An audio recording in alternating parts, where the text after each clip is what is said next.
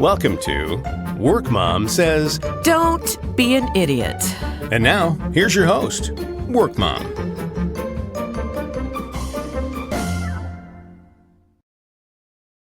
Hello, everybody. Thank you so much for joining me for this episode of Work Mom Says, Don't Be an Idiot. I'm Lori Jovest, and today I want to talk about giving notice from an employer. When it's time to go, you have made your decision and you're giving notice. Do you always have to give a 2-week notice? No, no, no, no. Depending on where you're employed, how your employer treats you, if they are a very professionally run organization, a 2-week notice is totally appropriate.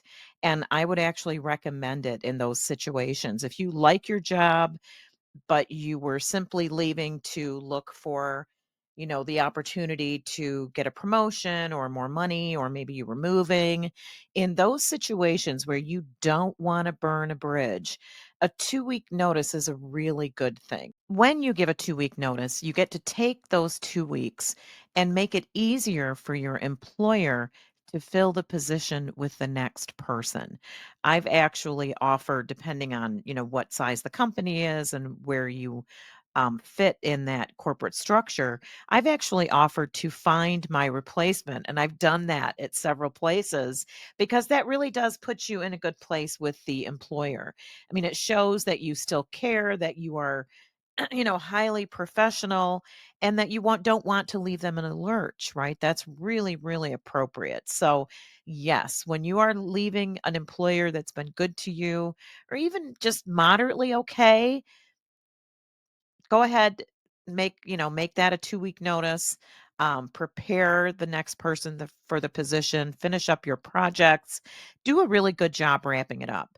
Here's why a 2-week notice can be really helpful. I'm going to tell you a story here. Um, True story. I was working in a creative department of an advertising agency, writing social media copy and blog articles and email copy, things like that. And I was a worker bee, and I really enjoyed it because I was, in my late 40s in the creative department of an advertising agency, and I just had a blast. Creative departments are typically a little more raucous than other departments in the agency. They're a lot more fun, and you have creative minds, so the antics can be absolutely hilarious. But I was kind of tired of being a worker bee, and I wanted to move into more of a higher level of responsibility, make a little bit more money. And so I went out and I found this really what seemed to be a really cool little digital shop that might be a good place for me to land. So I actually reached out on LinkedIn to the owner, and we had lunch, and then I think we may have had another meeting at the office, and before you know it, I was hired there to work. And the owner was incredibly charming. He was about maybe a few years younger than me, maybe in his 50s, and very stylish and charming and funny and handsome. And I mean, his clothes, he always dressed to the nines and just really had it together, so it looked. But as I continued to work there, I experienced some really, really strange behavior from his team. I found out that he was actually, that about 10 years earlier, he had broken up his marriage publicly with a new creative director he had hired. So he hired a woman, broke up his marriage to be with her, and kept her as his head of creative at the agency. So, my first day on the job, she told me, "Hey, by the way, I'm in a relationship with the owner." And I just immediately knew that was probably not a good sign.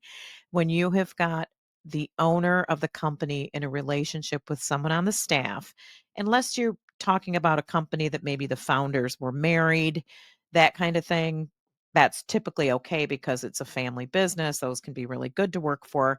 They can also be really horrible to work for. But this was a gentleman that owned the company, and he hired a woman and then started having an affair with her, publicly broke up his marriage, and started a new relationship with his VP of creative. Okay, so I find that out on the first day and I'm disappointed because I know that really points to a lack of boundaries with the leadership team and can be an indicator of trouble. Well, then he asked me to do his social media. And we had a couple of meetings and I started taking some stabs at what I thought might be appropriate. And his first piece of criticism, he began with, "If I was the client and you were the agency, I would fire you." Whoa. Okay. Well, that's a really good way to start a feedback session with an employee that's been with you for about 3 weeks. It was horrible. And then, more weeks go by and I'm noticing more crazy things happening. And there's a lot of drinking in the office and there's just a lot of drama. And it was crazy. So, what really got me was the day that he came up to my desk. I had a young woman on my team that was in her 20s, and she was a social media strategist. Beautiful young woman, just gorgeous, married, 2 little kids. And what I knew was she was married and had 2 little kids, and there was no talk of her getting a divorce or being separated, none of that. And this owner of the company comes up to my desk and he rubs his hands together and says, "She," and he points to my young team member, "likes older men," and just gives me this really creepy look and walks away. And I am shocked because what? Why are you telling me that somebody on my team that works for me is a potential target for your inappropriate sexual behavior in the office? He was in a relationship with the VP of creative. What are we doing here? There were a lot of other things that happened.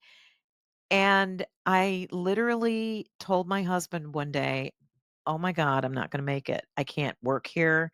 This is so stressful." I was just, talk about Sunday scaries. I had the Sunday horror show. I mean, I would just get so anxious, starting Sunday morning that I would have to go back. And I came home one day and told my husband, I don't know what I'm going to do, but I got to get out of there. And it had only been about 9 months. Well, since I had given a really great 2-week notice and had done all I could at the other agency, they called me. My husband had actually suggested, "You should call them and see if they'll take you back." And I was like, "Oh, no, they're not going to. They've already hired somebody." And I knew that. And they don't need me. And, that's not going to work. And the very next day, my phone rang. And it was that agency saying, "Hey, can you come back? The person we hired didn't work out. We'd love to have you back in the role. What do you need? And when can you show up? How long do you need to give notice?" And I said, "I don't need to give notice. Not in this crazy place. Nope." And so I went in on a Sunday night and I, left notes on some of my coworkers' desks, and I got home, got all my belongings, got home that Monday morning, left my key on my desk and everything, wrapped it all up, got home, sent an email to the CEO and just said, "I'm done. And, it's been a very difficult time and I do not fit in your culture. So, thank you. Bye." And, I was polite, but honestly, with the type of behavior and the type of people that worked there, I wasn't worried about, references. I was never going to use them as a reference. They don't show up on my resume, my LinkedIn, nowhere. Nobody knows I've worked there unless you dig far back into my history somewhere on the internet, you may find it, but I just it wasn't appropriate. So, when we say you should give 2 weeks, you should always give an appropriate 2-week notice and behave to the highest levels of professionalism if you would ever want to go back to that employer in any capacity. Absolutely, you should.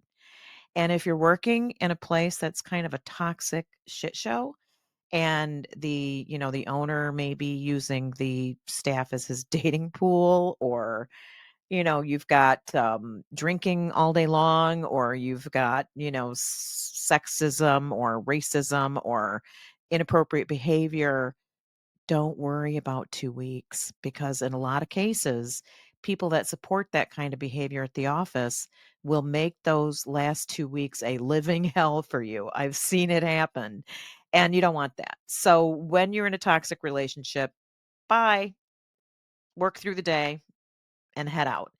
And otherwise, give a nice 2 weeks notice. And I hope this was helpful. So that's all I've got for you for this episode, short and sweet. My name again is Lori Jo Vest. If you are watching this on YouTube, please hit the subscribe button. I would love to have you on my list. And give me a like and maybe a comment. That would be awesome. I'm really trying to get my YouTube presence up and get some great content out there. So, or you can also visit my website at workmomsays.com, where I have a contact form, and I am also an open networker on LinkedIn.